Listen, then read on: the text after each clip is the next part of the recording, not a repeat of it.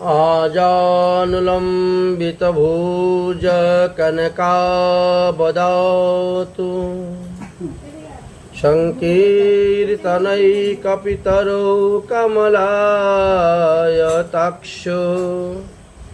विश्वाम्भरो द्विजवरो जुगधर्मपालो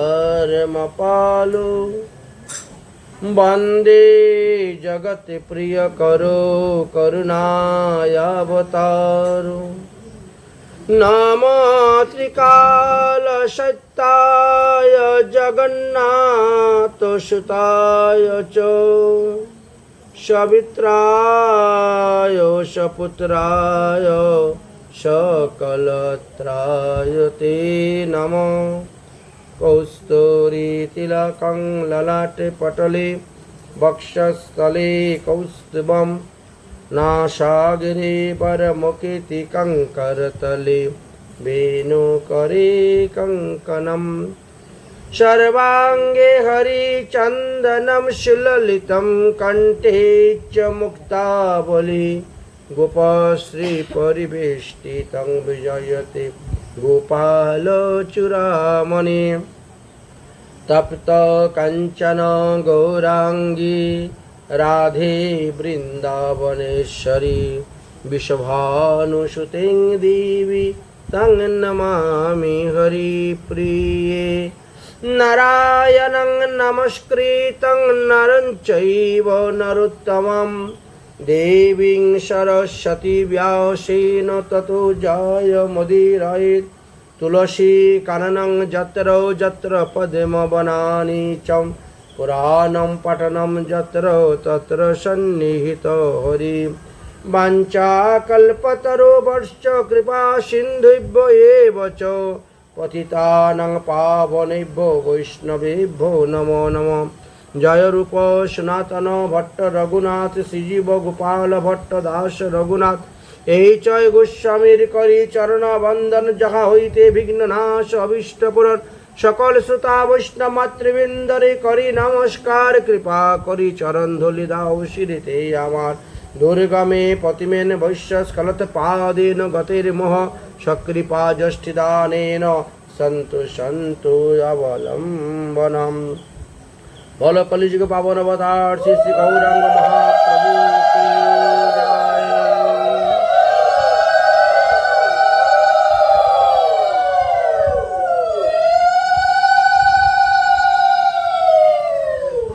কলিযুগ পাবন অবতার শ্রী শ্রী গৌরাঙ্গ মহাপ্রভুর লীলামৃত আমরা বেশ কিছুদিন যাবৎ আস্বাদন করে আসছি। আজ মহাপ্রভু এবং রায় রামানন্দের মধ্যে তৃতীয় সন্ধ্যায় যে বিষয় নিয়ে আলোচনা হয়েছিল সেই বিষয় আমরা আস্বাদন করব। পূর্ববৎ মহাপ্রভু সন্ধ্যার সময় এসে উপস্থিত হয়েছেন গোদাবরী নদীর তটে, রায় রামানন্দ এসে উপস্থিত হয়েছেন। উভয়ের মধ্যে শুরু হলো হরিকথা, হরিকথামৃতম। মহাপ্রভু প্রশ্ন করছেন, রায় রামানন্দ উত্তর দিচ্ছেন। প্রথমে কৃষ্ণ তত্ত্ব, তারপর রাধা তত্ত্ব, তারপর প্রেম তত্ত্ব, তারপর রসতত্ত্ব, তারপর লীলা তত্ত্ব, তারপর গুরু তত্ত্ব, তারপর ভাগবত তত্ত্ব, তারপর ভক্ত তত্ত্ব, এইভাবে সব তত্ত্ব নিয়ে আলোচনা হয়েছিল।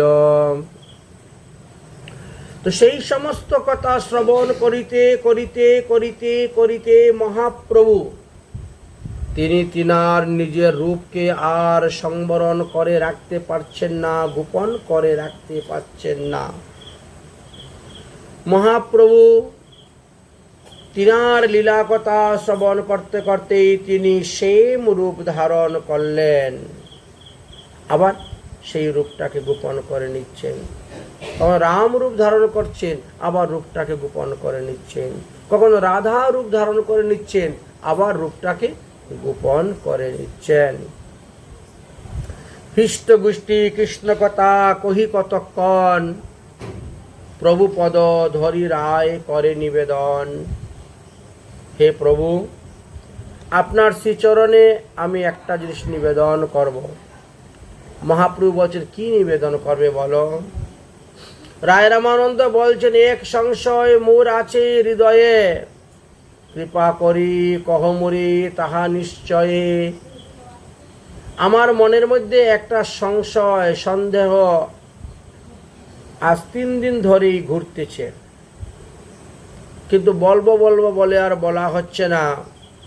তবে আজকে আমাকে বলতেই হবে, সেই সংশয়টা আমার দূর করতে হবে। মহাপ্রভু বলেন, কি সংশয় তোমার বলো? রায় রামানন্দ বলছেন, পেহিলি দেখিনু তোমায় সন্ন্যাসী রূপ। আজ থেকে 3 দিন আগে তোমাকে আমি দেখেছিলাম, তুমি নবীন সন্ন্যাসী রূপ, মায়াবাদী সন্ন্যাসী রূপ। এবে তোমায় দেখি কেন শ্যামগোপ রূপ। কিন্তু এখন আমি তোমাকে বৃন্দাবনের গোপাল রূপে দেখতে পাচ্ছি, শ্যামসুন্দর রূপে দেখতে পাচ্ছি, কেন এটি আমাকে বলো।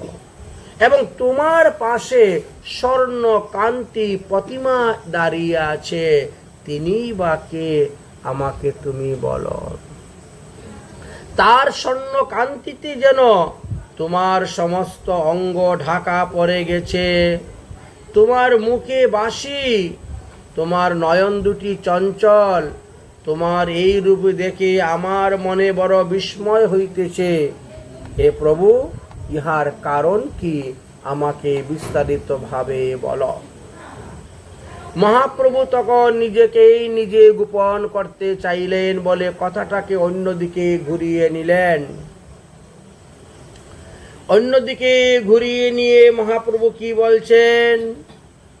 প্রভু কহে, কৃষ্ণে তোমার ধীর প্রেম হয়, সেই প্রেমের স্বভাবে এই জানিও নিশ্চয়। ভগবান শ্রীকৃষ্ণের প্রতি তো তোমার ধীর প্রেম, গাঢ় প্রেম। এই জন্য কৃষ্ণ কথা বলতে বলতে তোমার কৃষ্ণ স্ফূর্তি হয়েছিল। যাদের কৃষ্ণ কথা বলতে বলতে কৃষ্ণ স্ফূর্তি হয়ে যায়, তারা স্থাবর জঙ্গমের মধ্যে পর্যন্ত কৃষ্ণ দেখতে পায়। স্থাবর জঙ্গমের মধ্যে মাধবেন্দ্র পরিপাদ, ঈশ্বর পরিপাদ, তারা কৃষ্ণের প্রতি এতই নিষ্ঠা ছিল, এতই শ্রদ্ধা ভক্তি ছিল, এতই গাঢ় প্রেম ছিল যে একটা তমাল গাছ দেখলে পরে মনে হতো কৃষ্ণ ওখানে দাঁড়িয়ে আছেন। তমাল অনু কৃষ্ণ নু, এটা কি কৃষ্ণ দাঁড়িয়ে আছেন না তমাল গাছ? দেখে বুঝতে পারছেন না, এতটাই স্ফূর্তি হতো।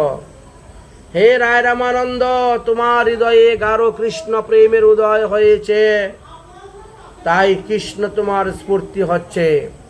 স্থাবর জঙ্গম যা কিছু দেখেন সব কিছুর মধ্যে তোমার কৃষ্ণ মূর্তি দেখা হয়, সর্বত্র হয় তার হৃষ্টতে স্ফূর্তি। এটাই হলো প্রেমের লক্ষণ।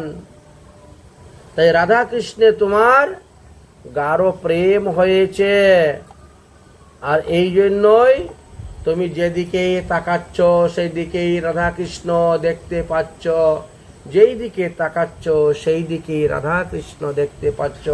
রাধা কৃষ্ণ তোমার স্ফূর্তি হচ্ছে। রায় কিন্তু মহাপ্রভুর চালাকিটা ধরে ফেললেন, চালাকিটা ধরে ফেলছেন। তাই রায় রামানন্দ বলছেন, প্রভু তুমি ছাড়ো ভুরি বাড়ি, তুমি ছাড়ো ভুরি বাড়ি, মোর আগে নিজ রূপ না করিও চুরি। আমি তো তোমার রূপ দেখে ফেলেছি, তুমি এই রূপ আমার আগে চুরি করতে পারবা না। প্রভু আমি চিনি ফেলেছি তুমি কে, আমি বুঝে ফেলেছি তুমি কে। তুমি শ্রীমতী রাধারানীর ভাবকান্তি অঙ্গে করিয়া নিয়ে এসেছ, রাধিকার ভাবকান্তি করি অঙ্গীকার, নিজ রস আস্বাদিতে তুমি হলে অবতার। তোমার সেই প্রেম রস আস্বাদন করার জন্যই তুমি এসেছ। রাধার ভাব কান্তির কে গায়ের মধ্যে মেখে নিয়েছ, তাই তোমার আর সেই কালো বরণটা দেখা যাচ্ছে না। এই জন্য তোমার শরীরটি কাঁচা হলুদের মতন বর্ণ। তবে হাসি প্রভু তারে দেখাইলা স্বরূপ। ভক্তের কাছে তো লুকাইয়া রাখা যায় না। তবে হাসি প্রভু তারে দেখাইলা স্বরূপ, রসরাজ মহাভাব দুই এক রূপ। শুধু কৃষ্ণ নয়, রাধা কৃষ্ণের যুগল রূপ দর্শন করাইলেন রায় রামানন্দকে। দেখো রায় রামানন্দ আমি কি। দেখে রামানন্দর হইল আনন্দ, প্রেমেতে মূর্ছিত হইয়া পড়িলেন ভূমিতলে। মহাপ্রভু তখন তাকে কুলে তুলে নিলেন, হস্ত দ্বারা তার অঙ্গ অর্জন করছেন। মহাপ্রভুর স্পর্শ পাওয়ার সঙ্গে সঙ্গে রায় রামানন্দ আবার চেতন ফিরে পেলেন।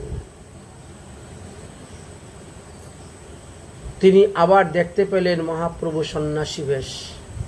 যেই সন্ন্যাসী সেই সন্ন্যাসী, বড় বিস্মিত হয়ে গেলেন। মহাপ্রভু বলছেন, আমার এই রূপটা তুমি যে দেখেছ, এটা অন্য কারু কাছে বলিও না, এটা গোপন থাকবে। তোমার ভিতরে আমার সব তত্ত্ব আছে, আর আমার সব তত্ত্ব তোমার ভিতরে আছে বলেই তুমি আমার লীলা কথা বলতে পারতেছ। তুমি আমার প্রিয় ভক্ত, তাই আমি তোমাকে আমার এই রূপ দেখাইলাম। কিন্তু সাবধান, তুমি এই কথাটা অন্য কারু কাছে বলিও না, গোপন রাখিও। এইভাবে 10 রাত্রি হরিকথা হয়েছিল রায় রামানন্দ মহাপ্রভুর মধ্যে। তার মধ্যে 3 রাত্রি হরিকথা প্রসঙ্গ আমরা আলোচনা করেছি। 10 রাত্রি ছিলেন। এই রূপে 10 রাত্রি রামানন্দ সঙ্গে সুখে গুয়াইলা প্রভু কৃষ্ণ কথা রঙ্গে। মহাপ্রভু কৃষ্ণ কথায় এই 10 দিন 10 রাত সেই গোদাবরী নদীর তীরে কাটালেন। অতঃপর মহাপ্রভু রায় রামানন্দকে বলছেন, আমি আর বিলম্ব করতে পারবো না, এখন আমাকে অন্যান্য তীর্থ ভ্রমণ করে তাড়াতাড়ি জগন্নাথ পুরীতে গিয়ে পৌঁছতে হবে, দেরি করা যাবে না, তাই তুমি আমাকে বিদায় দাও। মহাপ্রভু বললেন, তুমি আমাকে বিদায় দাও, দক্ষিণ দিকে রওনা হয়ে যাব আমি, আমার এটা স্থির করেছি। আর তুমিও যত তাড়াতাড়ি পারো রাজকার্য সমাধান করে উড়িষ্যায় আসো। তুমি আর আমি দুজনেই পুরীতে বসে কৃষ্ণ কথা আস্বাদন করব। রায় রামানন্দ মহাপ্রভুর চরণে পড়ে মিনতি করছেন, প্রভু আপনার কৃপা ছাড়া তো আমি বিষয় ত্যাগ করতে পারবো না। সাধুগুরু বৈষ্ণবের কৃপা না হলে মায়াকে জয় করা যায় না, বিষয় ত্যাগ করা যায় না। হে প্রভু আপনি কৃপা করুন। মহাপ্রভু বলছেন, হে রায় রামানন্দ, বিষয় ছাড়িয়া তুমি যাহ নীলাচলে, আমি তীর্থ করিয়া তাহা আসিব অল্পকালে, খুব তাড়াতাড়ি চলে আসব। দুইজনে নীলাচলে রহি এক সঙ্গে, সুখে গুয়াইব কাল কৃষ্ণ কথা রঙ্গে। এত বলি রামানন্দরে করি আলিঙ্গন, তারে ঘরে পাঠাইয়া মহাপ্রভু করিলা শয়ন। প্রাতকালে উঠি প্রভু বিদ্যাপুরে গমন করিলেন, সেখান থেকে রওনা হলেন বিদ্যাপুরের দিকে। দক্ষিণ ভারতের একটা স্থান বিদ্যানগর। দক্ষিণ ভ্রমণ প্রভু অতি বিলক্ষণ সহস্র সহস্র তীর্থ কইলেন দর্শন। দক্ষিণ ভারতে বহু তীর্থ বিরাজ করতেছেন, সহস্র সহস্র তীর্থ মহাপ্রভুর দর্শন হয়েছিল। দক্ষিণ দেশের লোকও অনেক প্রকার। দক্ষিণ দেশে বিভিন্ন প্রকার লোকেরা বাস করে, কেহ জ্ঞানী, কেহ কর্মী, পাষণ্ডী অপার। জ্ঞানী কর্মীর সংখ্যা কম, পাষণ্ডী সংখ্যা বেশি ছিল, পাষণ্ডী অপার। সেই সব লোকপ্রভু দর্শন প্রভাবে নিজ নিজ গতিচারী হইলা বৈষ্ণবে। মহাপ্রভুকে দর্শন মাত্র মহাপ্রভুর শ্রীবদন হইতে কৃষ্ণ কথা শ্রবণ করে, হরিনাম শ্রবণ করে সব বৈষ্ণব হয়ে গেলেন। এইভাবে মহাপ্রভু বৈষ্ণব ধর্ম স্থাপন করলেন, বৈষ্ণব ধর্ম প্রচার করলেন, এইভাবে করলেন। সেখান থেকে মহাপ্রভু বিদ্যানগর হইতে রওনা হলেন। গৌতমী গঙ্গা নামে একটি স্থান আছে, সেখান দর্শন করলেন। তারপরে মল্লিকা অর্জুন গেলেন দর্শন করতে। তারপরে অহুবল মন্দির গেলেন, সেখান থেকে নৃসিংহ মন্দির, সিদ্ধবট, স্কন্দকেতু, ত্রিমঠ, বৃদ্ধকাশী, বুদ্ধস্থান, তিরুপতি, শ্রীমল্লার, পানা নৃসিংহদেব, শিবকাঞ্চি, বিষ্ণুকাঞ্চি, ত্রিকালহস্তি, বৃদ্ধকুল, শিয়ালিনী ভৈরবী, কাবেরী নদীর তীরে গেলেন। সেখান থেকে কুম্ভকর্ণ কপাল যেখানে পড়েছিল সেই স্থানে গিয়েছিলেন। তারপর শ্রীরঙ্গ ক্ষেত্র গিয়ে উপস্থিত হলেন।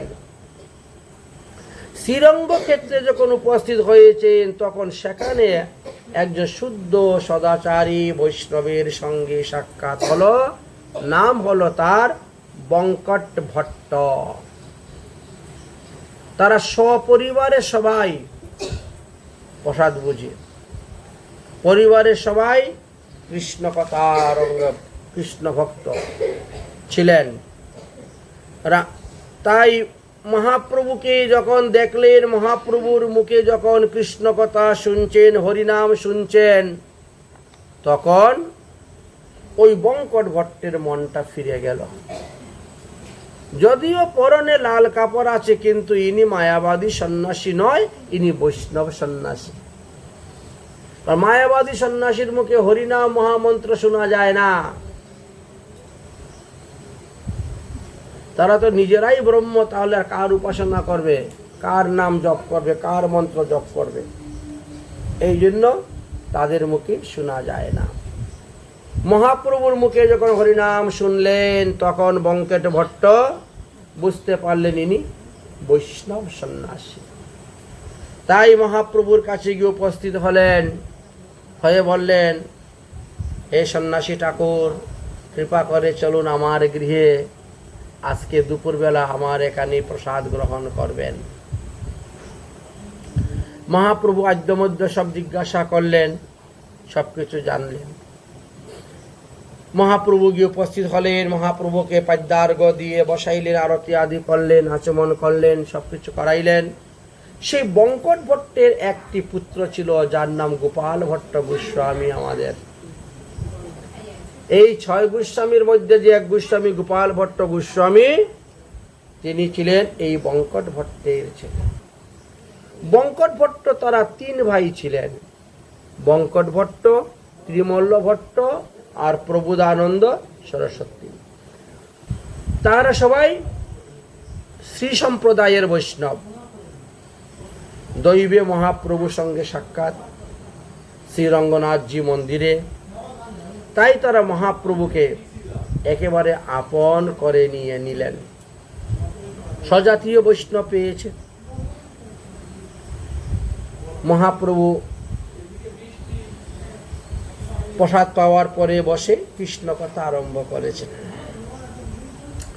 মহাপ্রভুর মুখে কৃষ্ণ কথা শ্রবণ করে তারা এতই মুগ্ধ হয়ে গেছিলেন, কারণ এর আগে তারা এত কৃষ্ণ কথা জানতেন না, শুনতে পান নাই।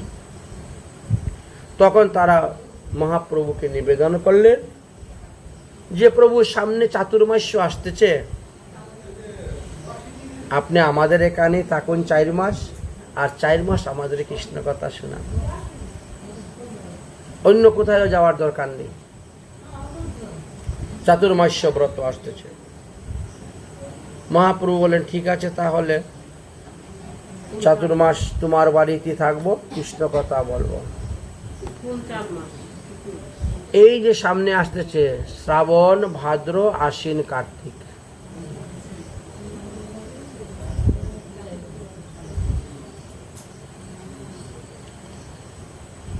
ভট্ট সঙ্গে গোয়াইলা সুখে 4 মাস, তার গহে রহি প্রভু কৃষ্ণ কথা রসে।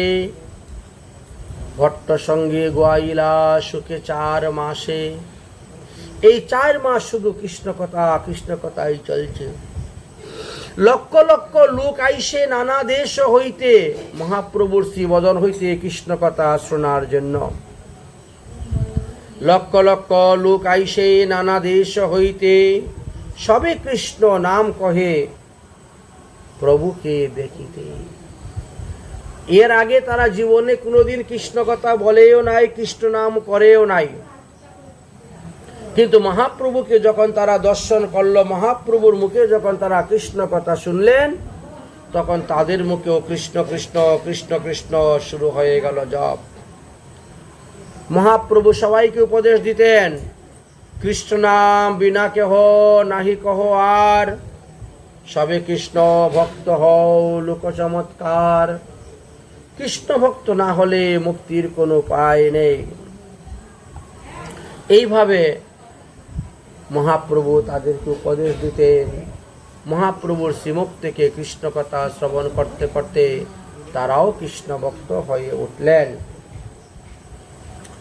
এবার বলছেন, মহাপ্রভু প্রতিদিন রঙ্গনাথজি দর্শন করতে যেতেন।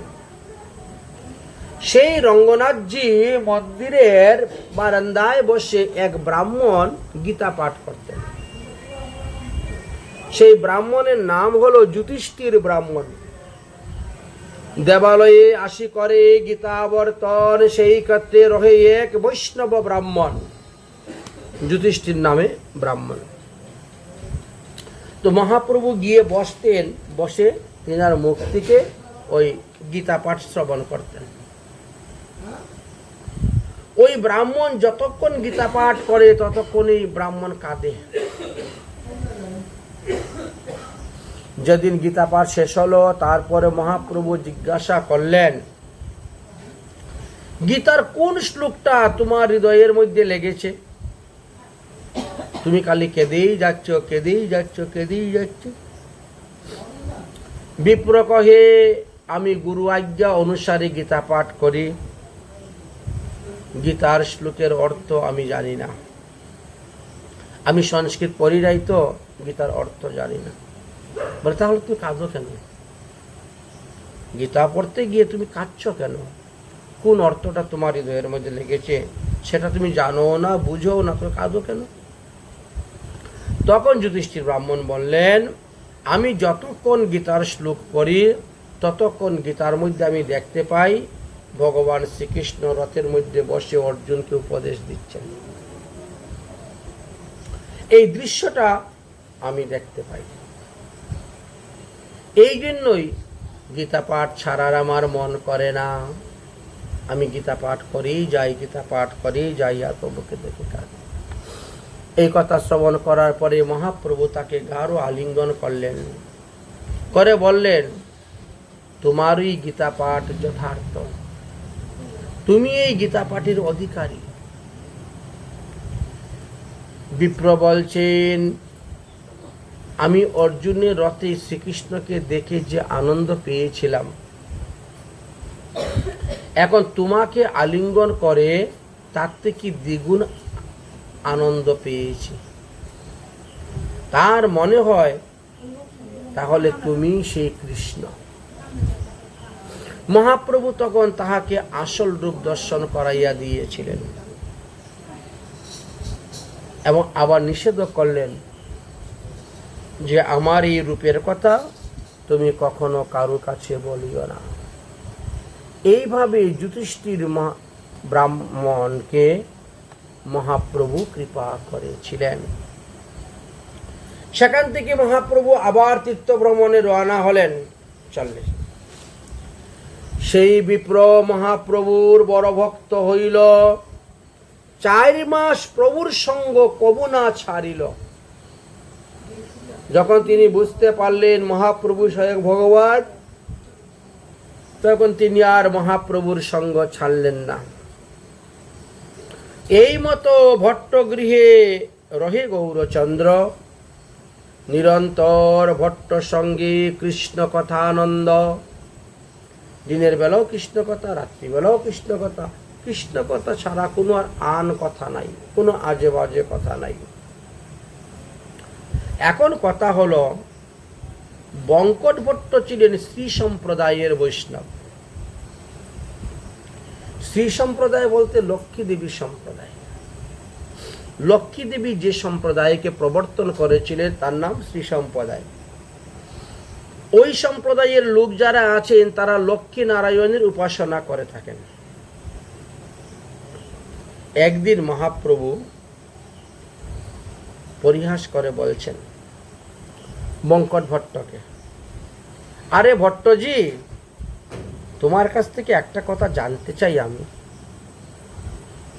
তোমার যে লক্ষ্মী ঠাকুরানী বৈকুণ্ঠের, তোমার যে উপাস্য লক্ষ্মী ঠাকুরানী, তিনি তো সর্বদা নারায়ণের বক্ষে অবস্থান করেন।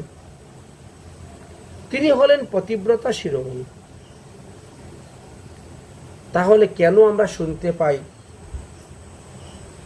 আমার ঠাকুর শ্রীকৃষ্ণের সঙ্গ তিনি চেয়েছিলেন?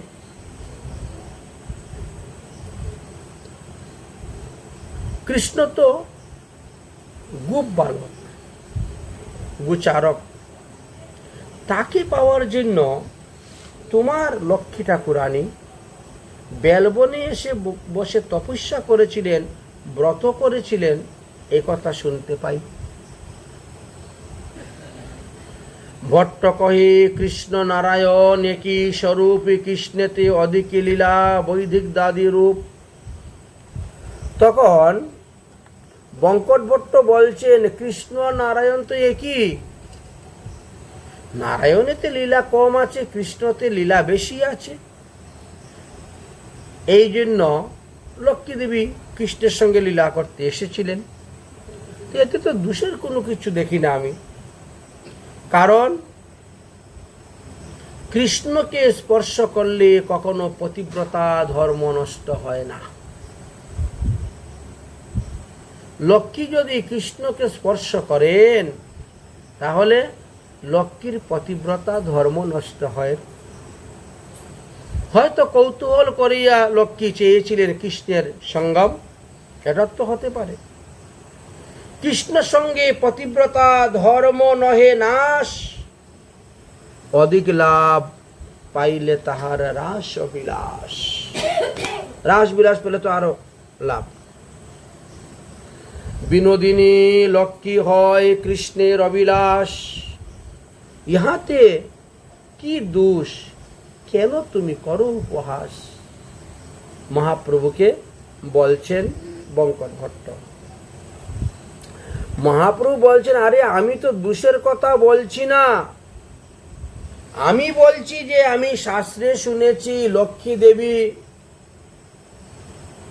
রাসলীলাতে এসেছিলেন কৃষ্ণের সঙ্গে নৃত্য করার জন্য, কিন্তু লক্ষ্মী দেবী রাসেতে প্রবেশ করার অধিকার পেলেন না।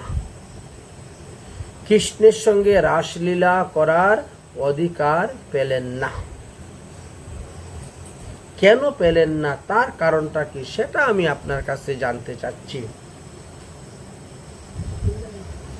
ভট্ট বলিলেন, আমি অতি ক্ষুদ্র জীব, ঈশ্বরের লীলা কুটি সমুদ্রের মতন গভীর, আমি বাবা এত কিছু বুঝি না।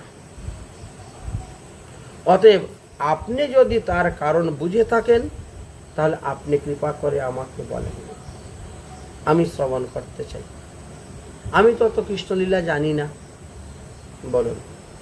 প্রভু কহিলেন, কৃষ্ণ এক সজীব লক্ষ্কর, সমাধুর্য সর্বচিত্ত করেন আকর্ষণ। কৃষ্ণের একটা বিশেষ গুণ আছে, তিনি সবাইকে আকর্ষণ করেন, সবাইকে আকর্ষণ করে নিয়ে আসতে পারেন। কিন্তু নারায়ণের মধ্যে সেই গুণটা নেই, তিনি সবাইকে আকর্ষণ করতে পারেন না। কৃষ্ণের বৈভব বিলাসমূর্তি হলেন নারায়ণ।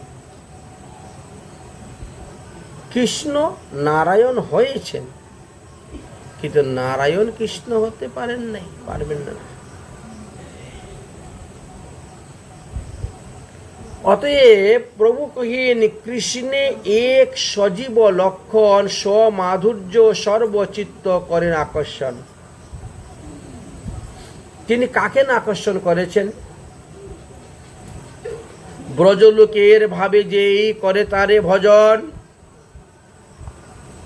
ব্রজে পায় শুদ্ধ সেই ব্রজেন্দ্র নন্দন।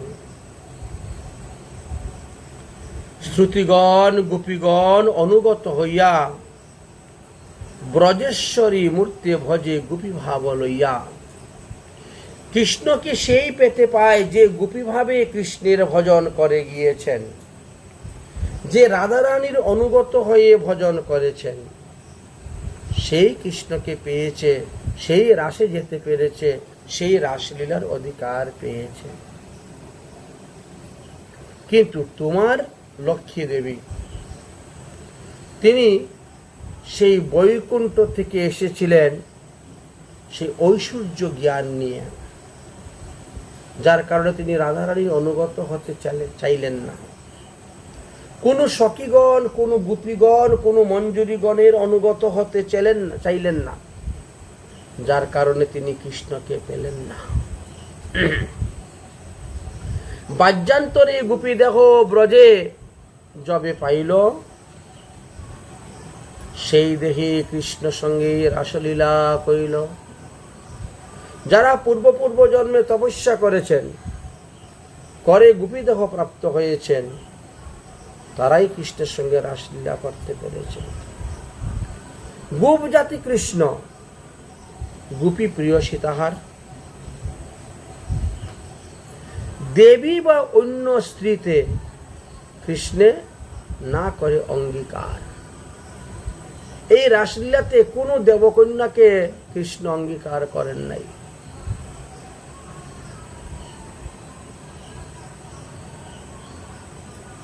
বাহ্যান্তরে গোপী দেহে ব্রজে যবে পাইল, তারাই রাস করতে পারল, কিন্তু আর অন্যরা কেউ পারল না। লক্ষ্মী দেবী বৈকুণ্ঠের সেই দেহ নিয়ে তিনি শ্রীকৃষ্ণের সঙ্গ করতে চেয়েছিলেন।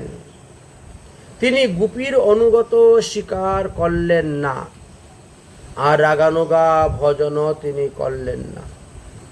এই জন্য লক্ষ্মী দেবী আজ অবধি কৃষ্ণকে পান নাই, বেলবনে বসে ভজন করে যাচ্ছেন। এটি হলো সেই মূল কথা। পূর্বে ভট্টের মনে এক হইল অভিমান, নারায়ণ হন স্বয়ং ভগবান।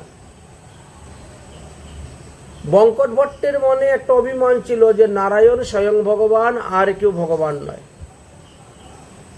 কিন্তু আজ মহাপ্রভুর মুখে কৃষ্ণ কথা শুনতে শুনতে তার এই মত খণ্ডন হয়ে গেল। এবার তিনি বুঝতে পারলেন যে কৃষ্ণস্তু ভগবান স্বয়ং, কৃষ্ণের অংশ হলেন নারায়ণ।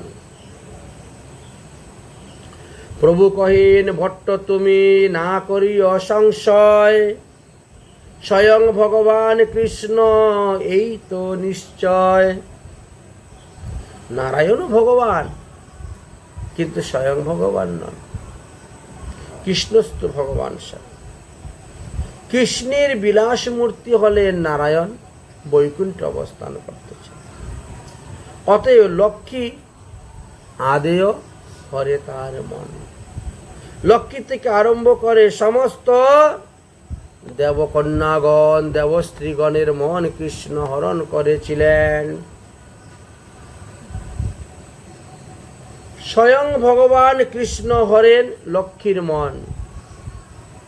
গোপিকার মন হরিতে না পারলেন নারায়ণ। তার প্রমাণ, রাসেতে যখন কৃষ্ণ অদর্শন হয়ে চলে গিয়েছিলেন, তখন সবাই কৃষ্ণকে অম্বর্ষণ করতে বেরিয়েছিলেন। খুঁজতে খুঁজতে তারা ব্রজের নারায়ণ সরোবরে গিয়ে উপস্থিত হয়েছিলেন। সেই সরোবরের তীরে দেখেন চতুর্ভুজ রূপধারী নারায়ণের বিশাল মূর্তি। সেই নারায়ণের মূর্তি দেখে তারা হাত জোর করে প্রণাম করে বলছেন, হে নারায়ণ, আমরা যেন কৃষ্ণকে লাভ করতে পারি, কৃষ্ণকে পাই, তুমি এই আশীর্বাদ করো বলে প্রণাম করে করে তারা চলে যাচ্ছেন। কেউ দাঁড়ান নাই, কারণ কৃষ্ণ ছাড়া অন্য কারু প্রতি গোপীদের মন নাই।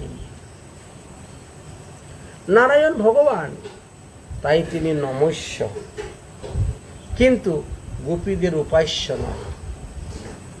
গোপীদের উপাস্য হলেন কৃষ্ণ। তাই নারায়ণ গোপীদের মন হরণ করতে পারেন নাই। বুঝলেন? হরণ করতে পারেননি। এত বলি এবার ভট্টকে বুঝাইলেন, এবার তুমি বুঝতে পেরেছো তো? হ্যাঁ, বুঝতে পেরেছি। আপনি কৃপা করে আমাকে বোঝাইলেন, তবেই তো জানতে পারলাম। তারপর থেকে ওই বঙ্কট ভট্ট কৃষ্ণ কৃষ্ণ কৃষ্ণ কৃষ্ণ জপ করতে শুরু করে দিয়েছেন।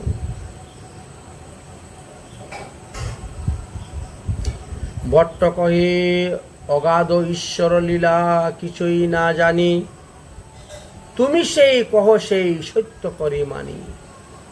ভগবানের লীলা তো অগাধ, কিছুই জানি না, তবে এই 4 মাস আপনার মুখ থেকে যা সিদ্ধান্ত শুনেছি সব আমরা সত্য করে মেনে নিয়েছি।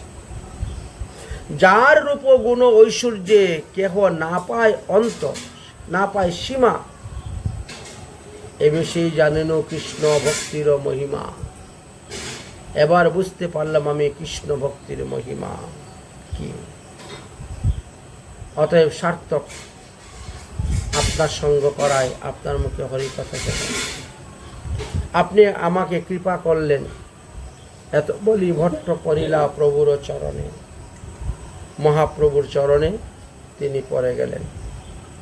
কৃপা করি প্রভু তারে কইলা আলিঙ্গনে, চাতুর্মাস্য পূর্ণ হইল শেষ। মহাপ্রভু বললেন, আর আমি থাকতে পারবো না, এবার আমি চললাম। চাতুর্মাস্য পূর্ণ হইল, ভট্ট আজ্ঞা লইয়া দক্ষিণ ভারতের দক্ষিণ দিকে প্রভু চলিলা। এবার আরো দক্ষিণ দিকে গেলেন। দক্ষিণে চলিলেন প্রভু শ্রীরঙ্গ দেখিতে। অতঃপর বঙ্কট ভট্টের পরিবার যারা ছিল সবাই কৃষ্ণ ভজন করিতে লাগিলেন। এই যে বঙ্কট ভট্টের ভাই প্রবোধানন্দ সরস্বতী, তিনি শেষে বৃন্দাবনে এসেছিলেন, বৃন্দাবনে বাস করেছেন, রাধা কৃষ্ণের ভজন করেছেন এবং তিনি রাধা কৃষ্ণের লীলা সাক্ষাৎ দেখতে পেতেন, সম্পূর্ণ লীলা। এদিকে দেখতেছেন আর এদিকে লিখতেছেন, এদিকে দেখতেছেন এদিকে লিখতেছেন রাধা কৃষ্ণের লীলা। এইভাবে লিখতে লিখতে একখানা গ্রন্থ হয়েছিল, যে গ্রন্থের নাম রাধা রস সুধা নিধি। এমন একখানা গ্রন্থ। বৃন্দাবনের মহিমা দিয়ে একখানা গ্রন্থ লিখেছিলেন, বৃন্দাবন শতকম। নবদ্বীপের মহিমা দিয়ে একখানা গ্রন্থ লিখেছেন, নবদ্বীপ শতকম। এইভাবে তিনিও অনেক অনেক গ্রন্থ লিখেছিলেন। তিনি রাধা গোবিন্দের পূর্ণ কৃপা পেয়েছিলেন। তিনার হৃদয় আকাশে সর্বদা রাধা গোবিন্দের লীলা চলছে, আর তিনিও মঞ্জুরি স্বরূপে রাধারানী সেবা করে গিয়েছেন। এই যে রাধা রস সুধানিধি গ্রন্থটা সর্ব বৈষ্ণবের অতি প্রিয় গ্রন্থ। সব বৃন্দাবনবাসী, সব বৈষ্ণবের একবার প্রাণপ্রিয় গ্রন্থ হলো এই গ্রন্থ। এই প্রবোধানন্দ সরস্বতী নবদ্বীপকে গুপ্ত বৃন্দাবন রূপে আখ্যা দিয়ে ব্যাখ্যা করে শ্লোক রচনা করে গিয়েছিলেন। আর বঙ্কট ভট্টের পুত্র গোপাল ভট্ট মহাপ্রভুর নিকট থেকে নাম দীক্ষা গ্রহণ করলেন।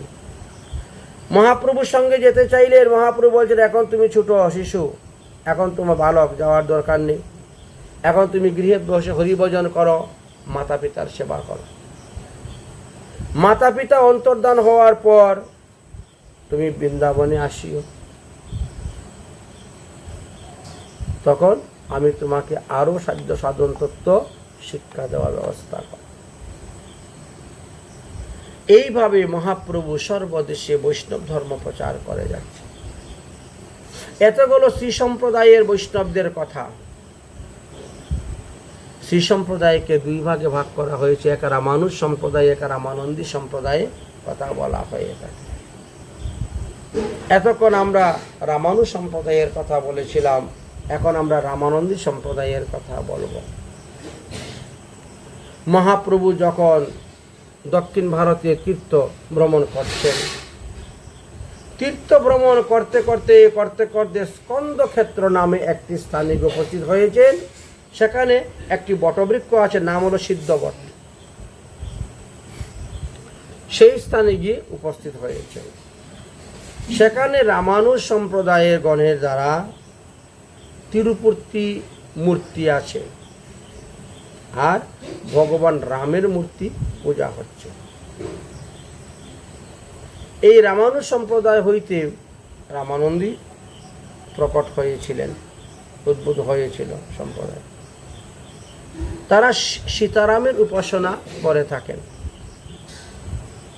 তারা রাধাকৃষ্ণের লীলা অতটা বুঝে না, তারা সীতারামের উপাসনা করে। কিন্তু আজ মহাপ্রভুর কৃপায় তারা রাধাকৃষ্ণকে জানতে পারলেন, চিনতে পারলেন। মহাপ্রভু তো সর্বদা কৃষ্ণ নাম সংকীর্তন করিতেন, আর কৃষ্ণ নাম সংকীর্তন করিতে করিতেই তিনি সিদ্ধ বটে গিয়ে উপস্থিত হয়েছিলেন। সেখানে এক প্রসাদভোজী সদাচারী সাধু ছিল। তিনি মহাপ্রভুকে মধ্যাহ্ন ভোজন করার জন্য নিমন্ত্রণ করলেন। প্রভু তাহার গৃহে গিয়ে বসলেন এবং কৃষ্ণ নাম করতে লাগলেন। কৃষ্ণ নাম করছেন। অতঃপর মহাপ্রভু প্রসাদ পেয়েছেন। প্রসাদ পাওয়ার পরে আবার বিশ্রাম করছেন। তখন ওই সদাচারী বৈষ্ণব মহাপ্রভুকে জিজ্ঞাসা করলেন,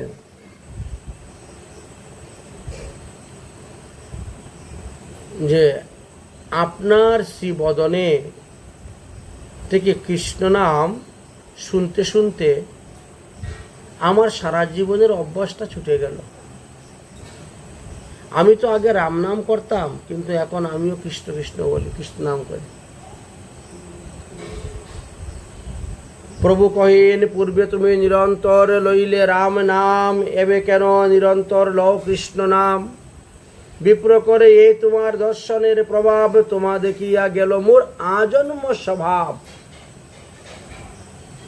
সাধুগুরু বৈষ্ণবকে দর্শন করলে তাদের কৃপায় আমাদের আজন্ম স্বভাব পর্যন্ত দূর হয়ে যায়। বাল্যবধি মানে ছোটবেলা থেকে আমি রাম নাম জপ করছি। বাল্যবধি রাম নাম গ্রহণ আমার, তোমা দেখিয়া কৃষ্ণ নাম আইল একবার। সেই থেকে আর কৃষ্ণ নাম আমি জিহ্বা থেকে সরাতে পারছি না। কৃষ্ণ নাম সর্বদা আমার জিহ্বার মধ্যে স্ফূর্তি হচ্ছে, আর রাম নামটা দূরে চলে গেছে। রাম নামটা দূরে চলে গেছে। আমি এতদিন জানতাম রাম এবং কৃষ্ণ উভয়ই পরম ব্রহ্ম, উভয়েরই শক্তি সমান, নামের অর্থ সমান, নামের মহিমা সমান। কেননা পদ্মপুরাণ ইত্যাদি গ্রন্থের মধ্যে এইভাবে দেওয়া ছিল, আমি দেখতে পেয়েছিলাম। কিন্তু আজ আপনার মুখের থেকে শুনতে পেলাম, জানতে পেলাম যে নামেরও ফল তারতম্যতা আছে। ভগবানের যে কোনো নাম করলেই হবে, হয়, কিন্তু ফলের তারতম্যতা আছে। কিরকম তারতম্যতা ফলের? তখন বলছেন শুনুন। রাম রামেতি রামেতি রামে রাম ময়ূর হয়ে সহস্র নামনাভি তুল্য রাম নাম বরাননে। বিষ্ণুর নাম 1000 বার জপ করিলে যেই ফল লাভ হয়, একবার মাত্র রাম শব্দ উচ্চারণ করিলে সেই ফল লাভ হয়।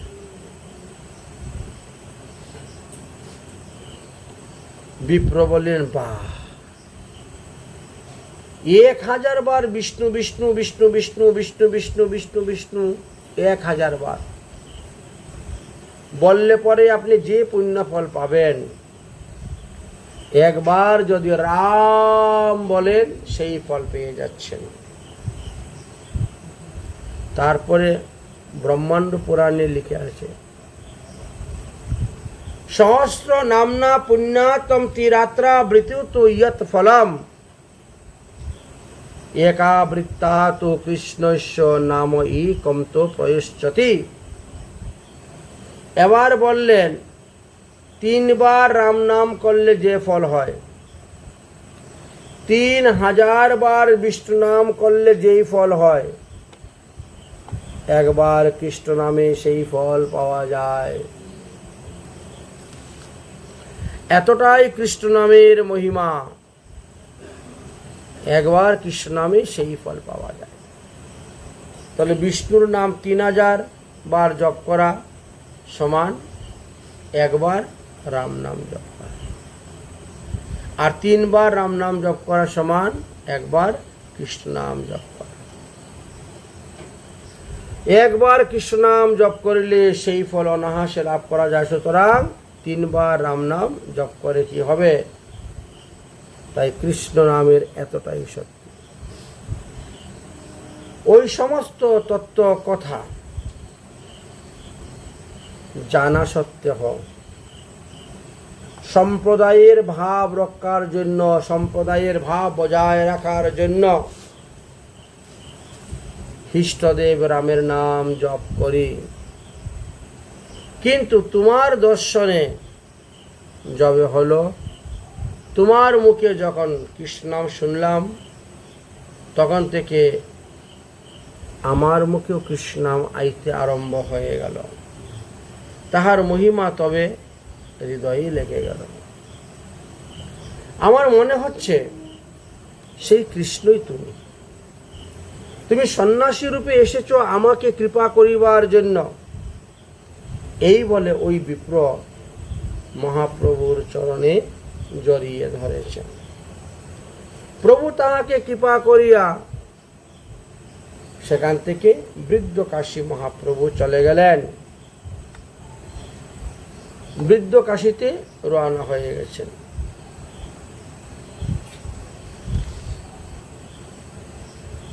অতঃপর মহাপ্রভু সেখান থেকে ঋষভ পর্বতে গেলেন। ঋষভ পর্বত থেকে মহাপ্রভু অন্যদিকে যখন রওনা হবেন, তখন পরমানন্দ পুরীর সঙ্গে তিনার সাক্ষাৎ হল। মহাপ্রভু গিয়ে সে তিনাকে দণ্ডবত প্রণাম করলেন। 3 দিন 3 রাত এক জায়গায় 3 জন অবস্থান করলেন এবং কৃষ্ণ কথা বলে সময়টা কাটাইলেন।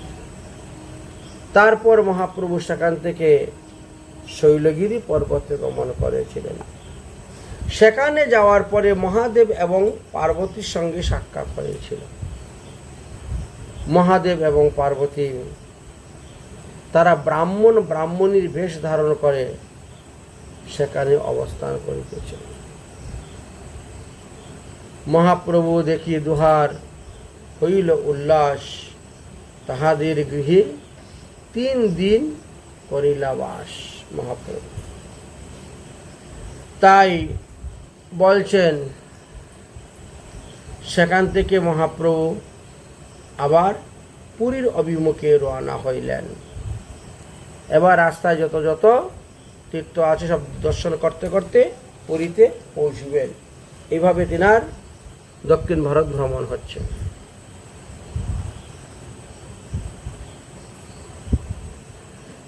এবার মহাপ্রভু কামকুষ্টিপুর নামক একটি স্থানে আসলেন। রাস্তায় বিশাল বন পড়ল। 3 দিন মহাপ্রভু উপবাস ছিলেন। তথা হইতে দক্ষিণ মাদুরা হইয়া মহাপ্রভু অগ্রসর যখন হলেন, তখন সামনে কৃতমাল নামক একটি নদী পেলেন। মহাপ্রভু সেই নদীতে স্নান করলেন। তারপরে ওর পাশেই রঘুনাথ মন্দির ছিল। রঘুনাথ মন্দির দর্শন করতে গেলেন। সেখান থেকে মহেশ শৈল্য গেলেন পরশুরামকে দর্শন করিবার জন্য।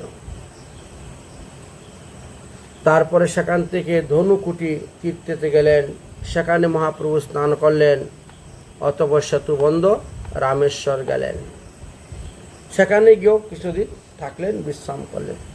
তথা হইতে তাম্রপানি, আর তাম্রপানি হইতে চিল্কা হ্রদ পর্যন্ত গিয়েছিলেন। চিরুণ্ডতলা তীর্থ, তথা হইতে তিলকাঞ্চি, তথা হইতে গজেন্দ্রমোক্ষ তীর্থ আদি অন্যান্য গ্রহণ দর্শন করে পানিগড়ি তীর্থে তথায় আসিয়া মহাপ্রভু উপনীত হইলেন। সেইখানে সমস্ত স্থান দর্শন করার পরে বৈকুণ্ঠপুর দর্শন করলেন। মলয় পর্বতী অগস্ত্য মুনির আশ্রম দর্শন করলেন। অতঃপর মহাপ্রভু কন্যাকুমারীকে উপস্থিত হয়েছিলেন। সেই সময়ে খুব দুর্গম রাস্তা ছিল, দুর্গম পথ ছিল, কিন্তু তারপরেও মহাপ্রভু সেইভাবে গেলেন। তথা হইতে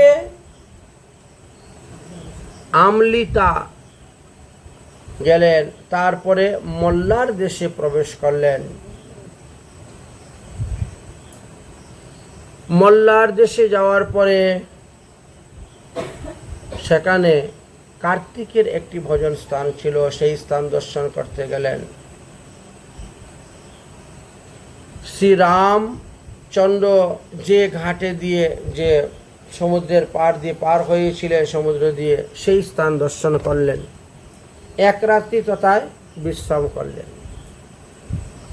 ওই রাত্রে ভট্টতারী নামক এক প্রকার তান্ত্রিক সন্ন্যাসীগণ এসে উপস্থিত হল।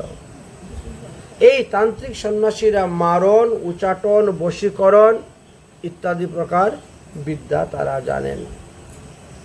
এই সমস্ত বিদ্যাতে তারা পারদর্শী ছিলেন। তাই তাদের স্ত্রী, ধন অনেক কিছু ছিল। এই স্ত্রী ধন দেখাইয়া অনেক মানুষকে তারা ঘরে নিয়ে যেত এবং তার ধন সম্পত্তি সব লুণ্ঠন করত। আজ মহাপ্রভুর সাথে যে কৃষ্ণদাস গিয়েছেন, তাকেও নানা প্রকার প্রলোভন দেখাইয়া তার বুদ্ধিকে নাশ করিয়া আর তাকে ঘরের ভিতরে নিয়ে চলে গিয়েছে। মহাপ্রভু তো প্রমাবেশে নিত্য গীত কীর্তন করে করে যাচ্ছেন। হঠাৎ বাহ্য জ্ঞান পেয়েছেন, দেখেন কাছে কৃষ্ণদাস নেই। আরে কৃষ্ণদাস কোথায় গেল? তাই তিনি উল্টা আবার আসতে শুরু করলেন, নানা স্থানে জিজ্ঞাসা করলেন। এইভাবে মহাপ্রভু কৃষ্ণদাসকে তখন খুঁজলেন। অতঃপর মহাপ্রভু কি করলেন, ওই যে ভট্টতারী এদের গৃহের মধ্যে মহাপ্রভু গিয়ে প্রবেশ করলেন। আর কৃষ্ণদাসকে সেখানে দেখিতে পাইয়া তাকে ধরে বের করে নিয়ে আসলেন। ভট্টতারীদের গৃহ হইতে যখন মহাপ্রভু কালাকৃষ্ণ দাসকে ধরে নিয়ে আসছেন বের করে, তখন ভট্টতারীরা সব রেগে গেল। অস্ত্রশস্ত্র লইয়া আসলো মহাপ্রভুর সঙ্গে যুদ্ধ করার জন্য, মহাপ্রভুকে মারার জন্য। মারিবারে আইল সবাই, চারিদিকে ধায়। শুনি সব ভট্টতারী উঠে অস্ত্র লইয়া। তার অস্ত্র তার অঙ্গে পরে হাত হইতে খণ্ড খণ্ড হইল, ভট্টতারী পলায় চারিদিকে। কিন্তু সেই সমস্ত অস্ত্র ভেঙ্গে টুকরো হয়ে তাদেরই পায়ের মধ্যে পড়ল, বিভিন্ন অঙ্গে পড়ে, সে দ্বারা তারাই আহত হয়ে গেলেন। তখন তারা ভয়ে সেখান থেকে পালালেন। মহাপ্রভু তখন সেই কালাকৃষ্ণ দাসকে কেশে ধরিয়া গৃহ হইতে টানিয়া বাহির করিয়া নিয়ে আসিলেন। তথা হইতে পয়স্বিনী নদীতে গমন করলেন, স্নান করলেন। তারপরে আদি কেশবনাথ দর্শন করার জন্য গেলেন। আদি কেশব মন্দিরে গেলেন, তথায় ব্রহ্ম সংহিতা মাহাত্ম্য কথা শ্রবণ করিয়া আনন্দে মহাপ্রভু নিত্য গীত করিতেছিলেন। তাই সিদ্ধান্ত শাস্ত্র নাহি ব্রহ্ম সংহিতা সম, গোবিন্দ মহিমা পুনর পরম কারণ। অতঃপর সকল স্থানে মহাপ্রভু গেলেন এবং সবাইকেই বৈষ্ণব বানালেন, বৈষ্ণব ধর্ম স্থাপন করলেন, বৈষ্ণব ধর্ম তিনি প্রচার করলেন। সকল বৈষ্ণব শাস্ত্রের মধ্যে অতি সার সিদ্ধান্ত হল এই ব্রহ্ম সংহিতা। যাই হোক, সেখানে সুসিদ্ধান্তের কথা বর্ণন আছে। তথা হইতে অনন্ত পদ্মনাভ দর্শন করতে গেলেন। সেখানে দুদিন মহাপ্রভু বিশ্রাম করার পর জনার্দন মন্দির দর্শন করতে গিয়েছিলেন। তথা হইতে শৃঙ্গীপীঠ মন্দিরে প্রবেশ করলেন। তারপরে সেখান থেকে শঙ্করাচার্য স্থানেতে গমন করলেন। তারপরে মহাপ্রভু সেখান থেকে মৎস্য তীর্থ দেখার জন্য গিয়েছিলেন। এইভাবে মহাপ্রভু ক্রমে ক্রমে তুঙ্গভদ্রা নদীর তীরেই গিয়ে উপস্থিত হয়েছিলেন। আমরা ভাগবতে যে তুঙ্গভদ্রা নদীর কথা পাই, যে তুঙ্গভদ্রা নদীর তীরে আত্মদেব নামক ব্রাহ্মণ বাস করেছিলেন। তিনার স্ত্রী ছিল ধুন্দুলি এবং তার পুত্র ছিল ধুন্ধুকারী। সেই তুঙ্গভদ্রা নদীর তীরে আজ মহাপ্রভু গিয়ে উপস্থিত হয়েছেন। তথায় মহাপ্রভু স্নান করলেন। স্নান করার পরে পুরপি নামক একটি জায়গা আছে, যেখানে মাধবাচার্যের মূল গদ্দি, এই মাধবাচার্য সম্প্রদায়ের মহাপ্রভু সেই স্থানে গিয়ে উপস্থিত হয়েছিলেন। এটা কানাডা জেলার অন্তর্গত। দক্ষিণ কানাডা জেলার প্রধান শহর বা নগর মাঙ্গুলের উত্তরে পুরপি নামক একটি গ্রাম আছে। সেই স্থানে মহাপ্রভু গিয়ে উপস্থিত হয়েছেন এবং সেই স্থানটি দর্শন করে বড় কৃতার্থ হলেন। মাধবাচার্য ওই স্থানে জন্মগ্রহণ করেছিলেন এবং তিনার থেকে এই মাধবাচার্য সম্প্রদায়টা বেরিয়ে এসেছিল। এই জন্য সেখানে মাধবাচার্যের মূল গদ্দি ওখানে ছিল। মহাপ্রভু সেখানে গেলেন এবং সেই মন্দিরের গোপাল মূর্তি দর্শন করিয়া আনন্দে নৃত্য করিতে লাগিলেন। সেই নর্তন গোপাল বিগ্রহ দর্শন করলেন। মধ্যাহ্ন সময় উপস্থিত হল। তারপরে মহাপ্রভু সেখানে বিশ্রাম। তখন মাধবাচার্য স্বপ্নে আদেশ দিলেন যে আগামীকাল নৌকা বুঝাই গোপীচন্দন আসিতেছে, এর মধ্যে আমি আছি, তুমি আমাকে আনিয়া সেবা পূজার ব্যবস্থা করো।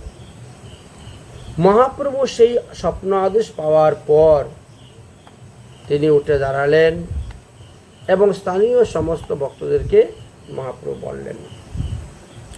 মঠের তত্ত্বাবধান যিনি ছিল তিনাকেও বললেন, কিন্তু তারা বিশ্বাস করল না। মহাপ্রভুকে মায়াবাদী সন্ন্যাসী মনে করিয়া মহাপ্রভুর কথার কোনো গুরুত্ব দিল না। তখন মহাপ্রভু হরিনাম সংকীর্তন করিতে করিতে ওই মঠের তত্ত্বাবধান আদিগণ বৈষ্ণবগণ যারা ছিল তাদের কাছে গিয়ে তিনি বললেন। তারপরে সবাই বুঝতে পারলেন। মহাপ্রভু দেখলেন তাদের মনে গর্ব আছে। কি গর্ব? আমি হলাম বড় বৈষ্ণব। তাই মহাপ্রভু তাদের গর্বকে চূর্ণ করার জন্য নানাবিধ শাস্ত্র আলোচনা করেছিলেন, সাধ্য সাধন তত্ত্বকথা বর্ণন করেছিলেন এবং মহাপ্রভুর মুখ থেকে সাধ্য সাধন তত্ত্বকথা শুনে তিনিও প্রেম ভক্তি লাভ করেছিলেন।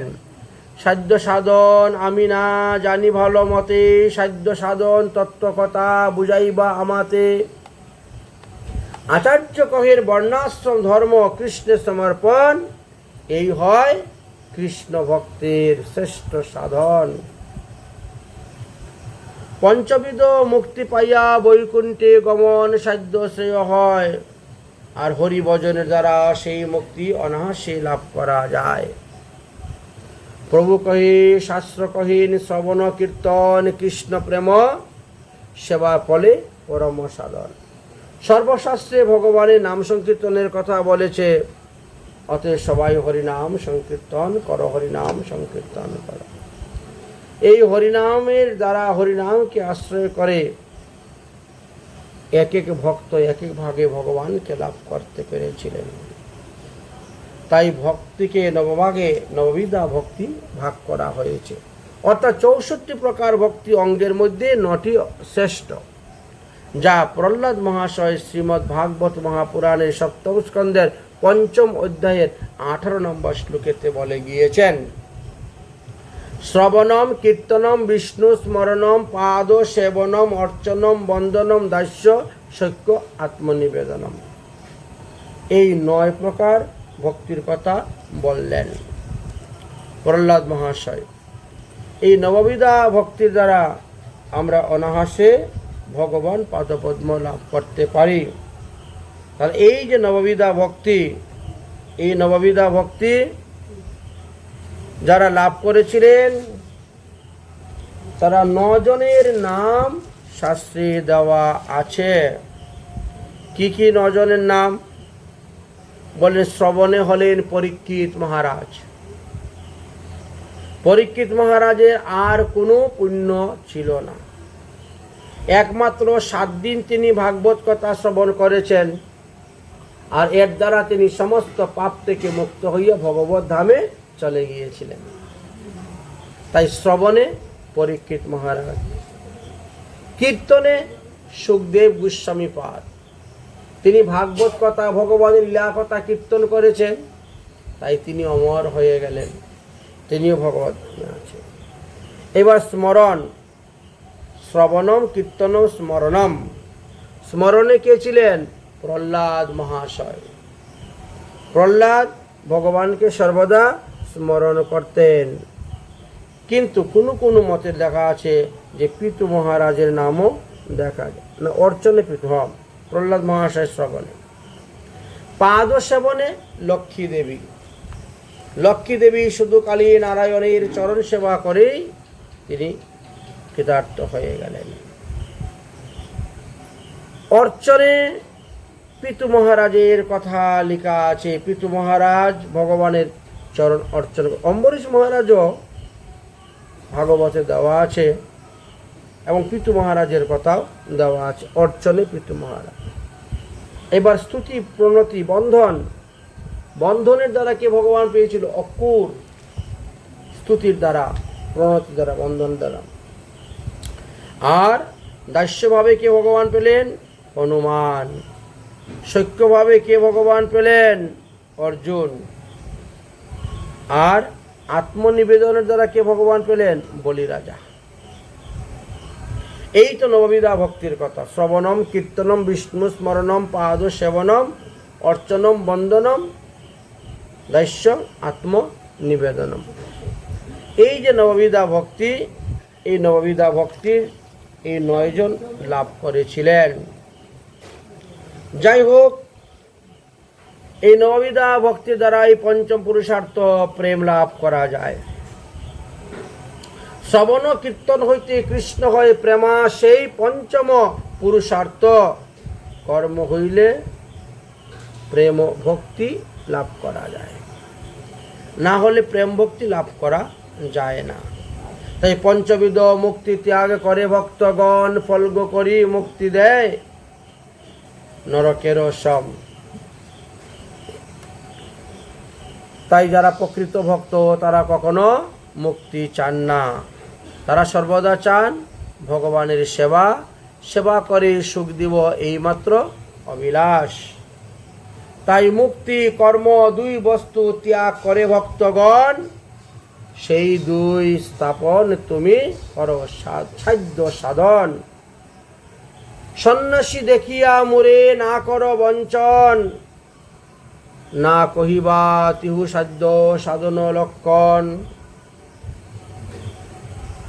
মহাপ্রভুর কথা শুনে তখন সমস্ত আচার্যগণ লজ্জিত হয়ে গিয়েছিলেন, অর্থাৎ মাধবাচার্যের যারা শিষ্য প্রশিষ্যগণ ছিলেন লজ্জা পেয়ে গেছে। আর মহাপ্রভুর বৈষ্ণব সিদ্ধান্ত শুনে বৈষ্ণবের উচিত দৈন্য বিনয় দেখে তারা অবাক হয়ে গিয়েছিলেন। তখন তাহারা প্রভুকে বললেন, আসলে বৈষ্ণবের সাধ্য মুক্তি নয়, আর সাধনটাও কর্ম নয়, তা আমরাও জানি, কিন্তু সেইরূপ কার্য করতে পারছি না। কারণ হলো যে মাধবাচার্য মুক্তিকে সাধ্য বলে সিদ্ধান্ত স্থাপন করেছেন। কৃষ্ণে কর্ম সমর্পণকেই প্রকৃত সাধন বলা হয়েছে। তাই সম্প্রদায়ের অনুরোধে তার সিদ্ধান্ত আমি মেনে থাকি, সিদ্ধান্ত মেনে চলি। এই রূপে আচরণ আমাদেরকে করতে হয়। তা শুনে মহাপ্রভু বললেন, কর্মী এবং জ্ঞানী এই দুই জনকে কখনো ভক্ত বলা হয় না। যাদের শরীরে কৃষ্ণ প্রেম কৃষ্ণ ভক্তি উদয় হয় নাই, তারা কখনো ভক্ত হতে পারে না। আর কর্মী জ্ঞানীদের যে লক্ষণ, সেই দুইটি লক্ষণ তোমার সম্প্রদায়ের মধ্যে দেখতে পাচ্ছি রামানন্দ। তবে একটা গুণ তোমার সম্প্রদায়ের মধ্যে আছে, তা হলো যদিও তোমরা মুক্তিকে শ্রেষ্ঠ বলে মনে করো, কিন্তু জ্ঞানীদের মতন তোমরা ঈশ্বরে বা বিগ্রহে মায়িক বুদ্ধি প্রকাশ করো না, মায়িক বুদ্ধি বলে মনে করো না। বিগ্রহকে নিত্য সচ্চিদানন্দ বলেই মনে করিয়া থাকো। এইভাবে মহাপ্রভু তাদের সঙ্গে অনেক তর্ক বিতর্ক আদি করলেন এবং তাদের সমস্ত গর্বকে খর্ব করে দিলেন, চূর্ণ করে দিয়েছিলেন। অতঃপর মহাপ্রভু সেখান থেকে ফাল্গু তীর্থে গমন করেছিলেন। তথা হইতে ত্রিকূপ তীর্থ গিয়েছিলেন, আর সেখান থেকে পঞ্চ অপ্সরা তীর্থে গমন করলেন। তারপরে গোকর্ণ তীর্থেতে এসে উপস্থিত হয়েছিলেন। গোকর্ণ শিব তীর্থে উপস্থিত হলেন, সেখানে দর্শন করলেন, স্পর্শ করলেন, এক রাত্রি অবস্থান করলেন। তারপরে কুলপুরে গিয়েছিলেন, যেখানে সাক্ষাৎ লক্ষ্মী দেবীর সঙ্গে মহাপ্রভু সাক্ষাৎ হয়েছিল। তারপর বিঠ্ঠল দেব দর্শন করতে গেলেন। অতঃপর পঞ্চদশ শতাব্দী তুকারাম সেখানে ছিলেন। সেই তুকারামের জন্মস্থানও মহাপ্রভু দর্শন করলেন। এইভাবে মহাপ্রভু দক্ষিণ ভারতের বহু দেশ দর্শন করলেন, বহু ভক্তকে উদ্ধার করলেন। উদ্ধার করে তিনি ধীরে ধীরে নীলাচলের দিকে রওনা হয়েছেন। এক স্থানে তিনি সিদ্ধিপ্রাপ্ত হন এবং নিত্যানন্দ প্রভু প্রকাশ হয়েছিলেন। মহাপ্রভু কৃষ্ণ বেনা নদীর তীরে নানাবিধ দেবমন্দির দর্শন করিলেন এবং বৈষ্ণবের মুখে কৃষ্ণ কর্ণামৃত নামক গ্রন্থ পাঠ শ্রবণ করেছিলেন। কৃষ্ণ কর্ণামৃত শুনিয়া মহাপ্রভু খুব আনন্দ পেয়ে বলেছিলেন, কর্ণামৃত সমস্ত বস্তু চাহি ত্রিভুবনে, এই গ্রন্থ যেন ত্রিভুবনে প্রচার হয়। যাহা হইতে কৃষ্ণের শব্দ, যাহা হইতে কৃষ্ণের শুদ্ধ প্রেম ভক্তি জন্মে, তাই সৌন্দর্য মাধুর্য শ্রীকৃষ্ণ লীলার মধ্যেই আছে, অন্য লীলার মধ্যে ততটা নাই। সেই জন্যই কৃষ্ণ কর্ণামৃত গ্রন্থ নিরবধি পড়তে হবে। কৃষ্ণ কর্ণামৃত গ্রন্থতে এত সুন্দরভাবে কৃষ্ণলীলা বর্ণন করে গিয়েছেন। তাই ব্রহ্মসংহিতা, কৃষ্ণ কর্ণামৃত এই দুইটি পুঁথি পাইয়া মহাপ্রভু খুব খুশি হলেন। মহাযত্নের সহিত গ্রন্থকে বাঁধিয়া সঙ্গে করে লইয়া চললেন, যে নবদ্বীপে যাওয়ার পরে বসে বসে সেই সমস্ত গ্রন্থ পড়ব। তারপর সেখান থেকে মহাপ্রভু তাপী তীর্থে গমন করলেন, মহিষমতিপুরে গমন করলেন তারপর নর্মদা নদীতে আসলেন। সেখান থেকে দণ্ডকারণ্য, ধনুতীর্থ, ঋষ্যমুখগিরি, সপ্ততাল পর্বত, নিমিত্ত তীর্থ ইত্যাদি মহাপ্রভু দর্শন করলেন। অতঃপর মহাপ্রভু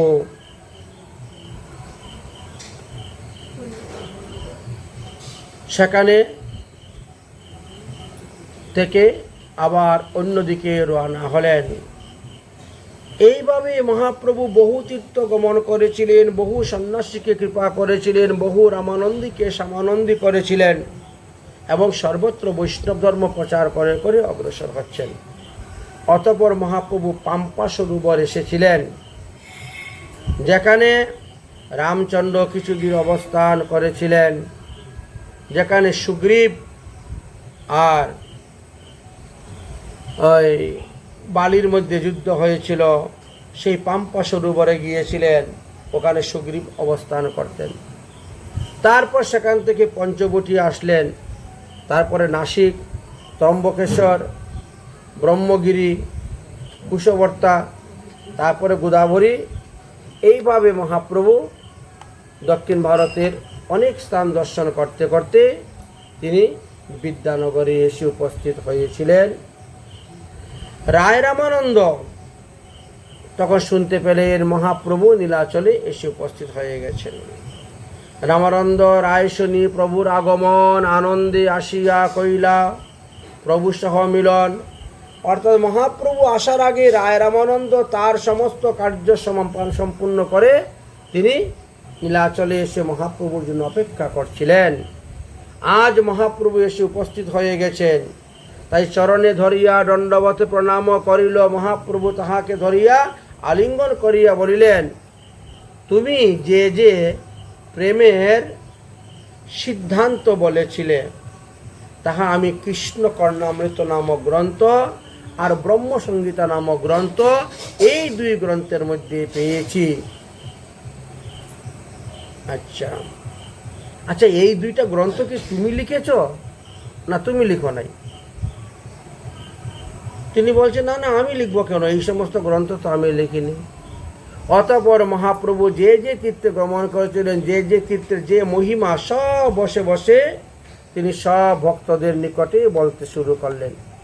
এইভাবে বলতে বলতে 7 দিন গত হয়ে গেল।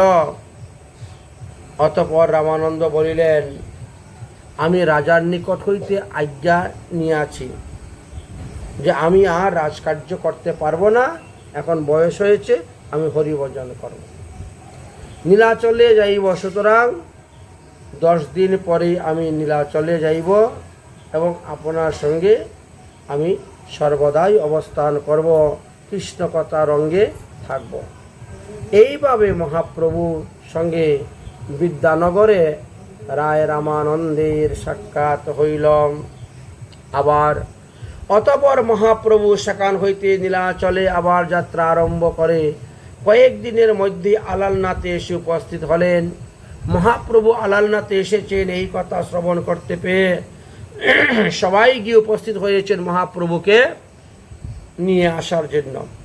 মহাপ্রভু প্রথমেই কালাকৃষ্ণ দাসকে আজ্ঞা দিলেন, যাও তুমি নিত্যানন্দের সঙ্গে যাও, নিত্যানন্দের কাছে থাকো, তিনার কাছে থাকো। পুরীবাসী বৈষ্ণব সবাইকে বলিও আমি আলালনাথে এসে উপস্থিত হয়েছি। তারপরে সমস্ত বৈষ্ণবগণ আলালনাথে গেলেন মহাপ্রভুকে নিয়ে আসার জন্য। তারপরে মহাপ্রভু আসলেন, আসার পরে রাজা প্রতাপরুদ্র মহাপ্রভুর সঙ্গে দেখা করতে চাইলেন। তারপর মহাপ্রভুর রথযাত্রা, প্রথম রথযাত্রা।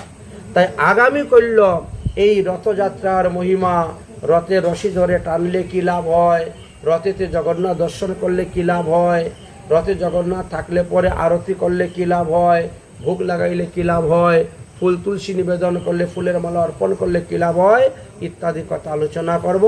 আজকের মতো ভগবতীয় কথা আমাদের এখানেই সমাপ্ত। বিশ্রাম। জয় জয় শ্রী রাধেশ্যাম।